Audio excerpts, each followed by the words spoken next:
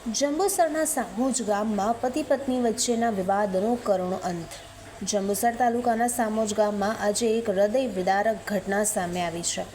પતિએ પોતાની જ પત્ની ગીતાબેનનું બુધે સંઘ પડિયારની હત્યા કરી દીધી હોવાનું ખુલ્યું છે.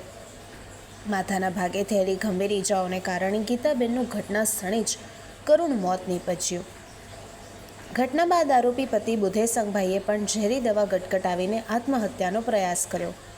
હાલ તેની હાલત ગંભીર હોવાના કારણે તાત્કાલિક જંબુસર હોસ્પિટલ ખસેડવામાં આવ્યો છે, જ્યાંથી વધુ સારવાર અર્થે વડોદરા રિફર કરવામાં આવ્યું હતું.